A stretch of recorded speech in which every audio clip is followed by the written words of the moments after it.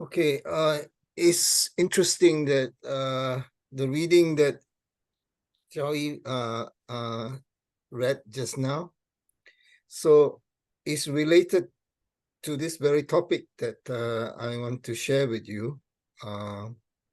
So really, to know God is basically to really have this hyojong towards God.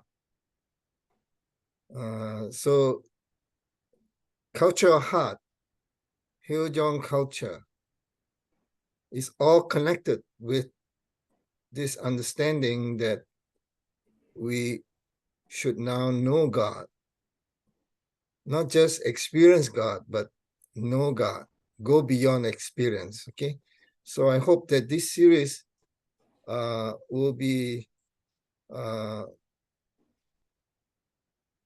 help us to change not only our understanding about God, but our relationship with God altogether. So the Rebirth Workshop basically is very deep sharing of Reverend Dunkley's Hyojong with True Mother. Yeah. So knowing God in our present era means knowing True Mother. Okay. So there's another series that I would like to also develop, knowing our spouse. Yeah. After this series on knowing God, but knowing True Mother is one of the most fastest way to know God. Yeah. Okay.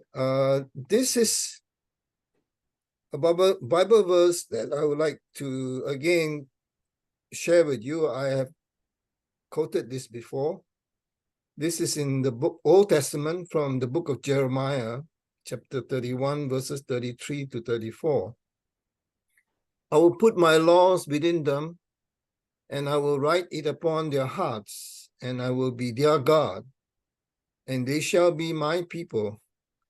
And no longer shall each man teach his neighbor and each his brother, saying, Know the Lord, for they shall all know me, from the least of them to the greatest. So this is in Old Testament, the book of Jeremiah.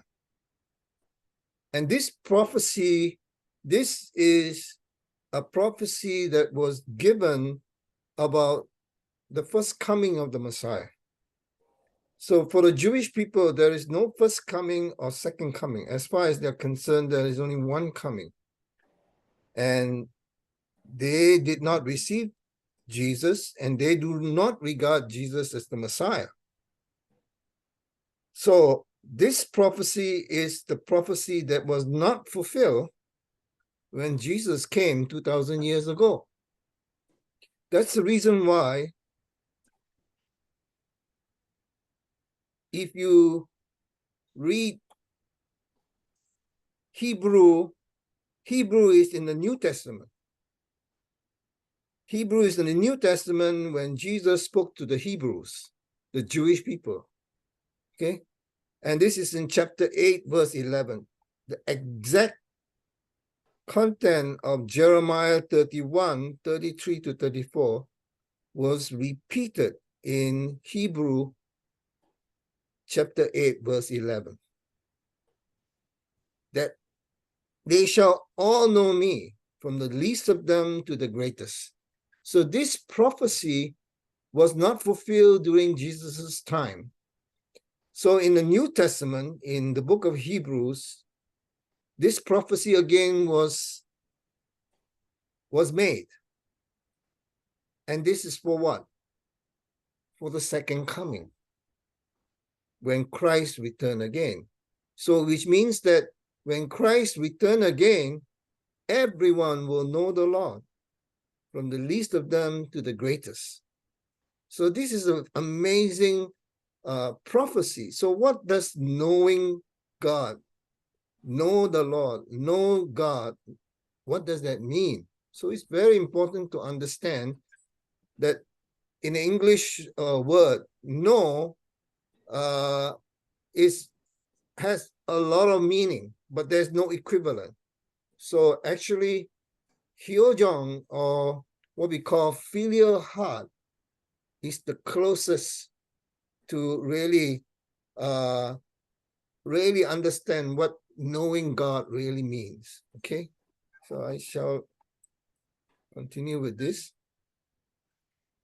We are living in a new era. This new era, especially with the establishment of Chongyi Temple or Chongyi Sanctum and the Chungmangung, we have to understand that this new era, True Mother proclaimed at the Peace Summit, special plenary on May the 3rd. This is a speech that she gave. And three things I already mentioned. God will reside in our hearts, number one. Number two, God will govern us, govern our lives. And number three, this is what I have indicated here, the third amazing miracle. We are living in this miraculous time, attending our Heavenly Parent. So we need to celebrate that we are living in this miraculous time, attending our Heavenly Parent. So we don't really understand how precious this time is, because we can attend to Heavenly Parent. So what does attending to Heavenly Parent means? So we know that this is the age of attendance, but we can attend directly to Heavenly Parent. What does that mean? Attending to Heavenly Parents, what does it mean? It means that we can show our hyojong to Heavenly Parent. We can show off, if you want to use the Asian term or the Chinese term, we can show our filial heart towards Heavenly Parent.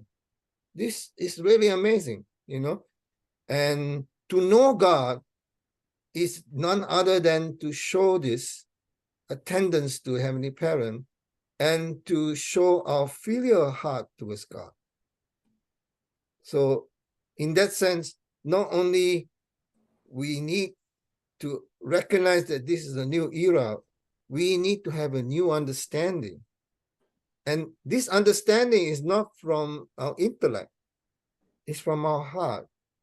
We have to understand that this is the era that we really have to develop this culture of heart.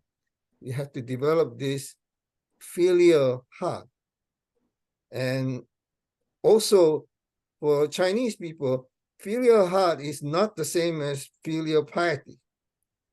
Okay? So filial piety for Chinese is just the children demonstrate or show their filial piety towards the parents. But filial heart is not the same as filial piety as we understand in Chinese.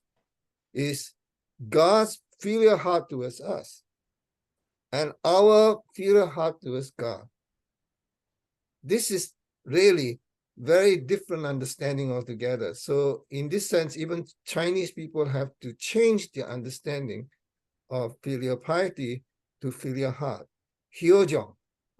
Hyojong and knowing God. Attending God means to know God in that sense.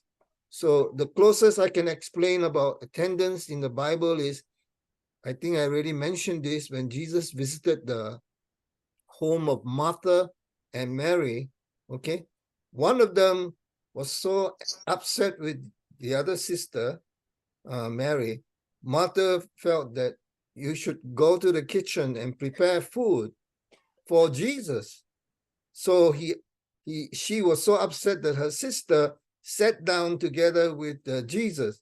But Jesus was really, really happy with Mary because she wanted to sit down and listen to what Jesus had to say.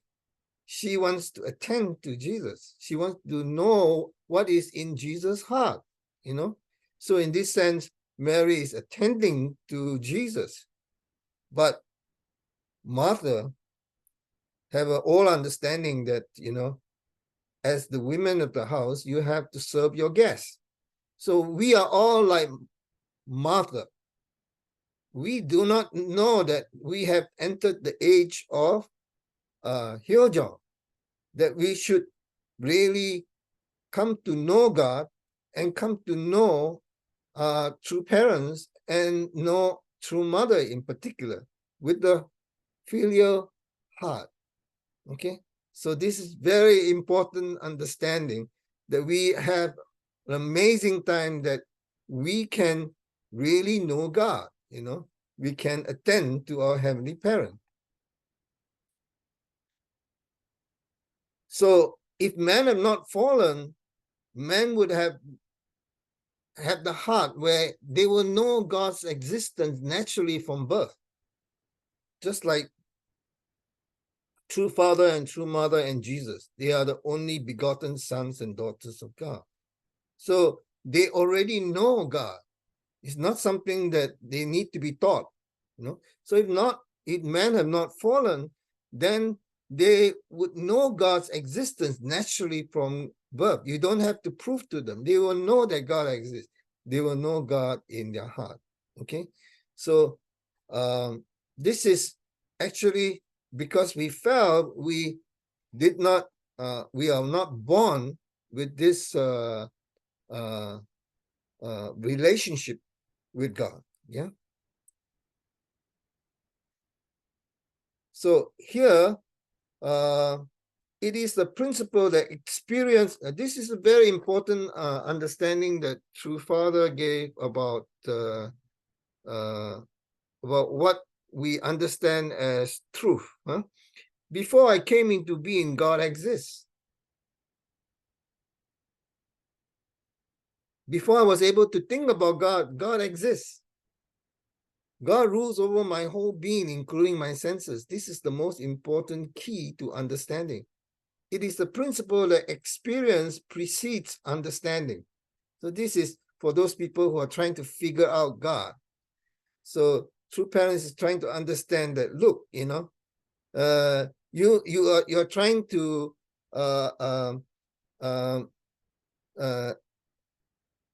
ask the question, does God exist intellectually? You know, but you must understand that God exists before us, before we try to figure out or think about God, you know. So experience precedes understanding.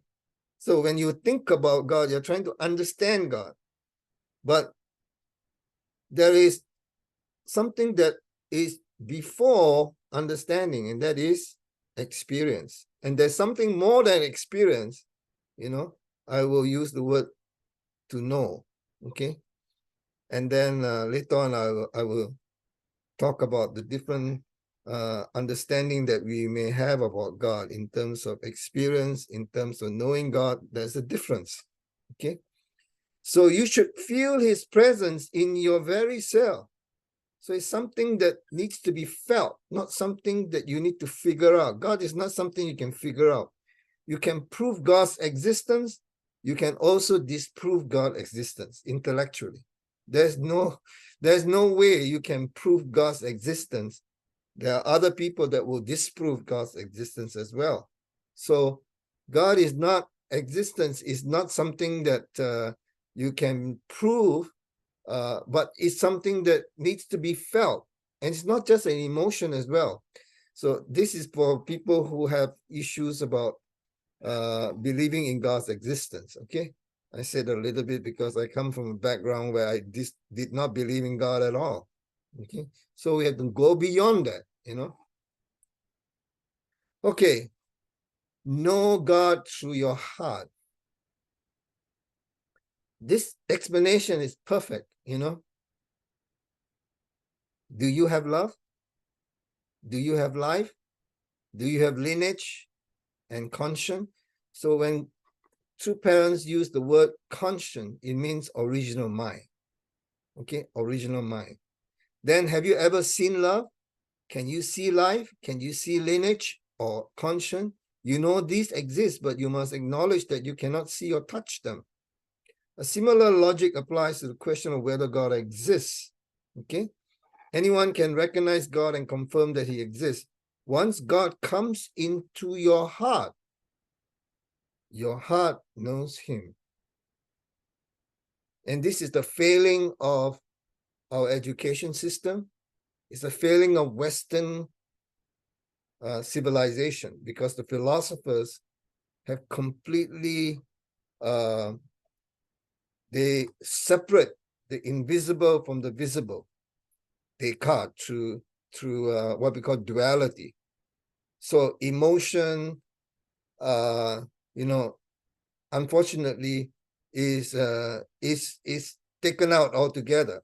And of course, when they remove emotion, emotion is not hard. They completely deny the existence of our mind called the heart. But one philosopher that was a mathematician as well, Pascal, he believes that we have a heart and God resides in our heart, and we can only perceive God, understand God through our heart. Okay, we'll talk about that another day. But once God comes into our heart, your heart knows him. So this is the heart that we have to emphasize. You emphasize so much the intellect. Okay. So recently, Bishop Kim had someone read something about True Mother's speech after True Father passed away. So he said, he cried so much in the past. This time when it was read during Sunday service, he cried so much. He said, I feel that it went past my intellect and my heart just burst with tears. Okay. So in many ways, we have to unlearn our intellectual ways. We have to unlearn that in order for our heart to manifest more and more in our lives. Then we can feel God's presence, because when God comes into our heart will know him. Okay. So conscience, as I already mentioned, true parents, when you use word conscience, original mind.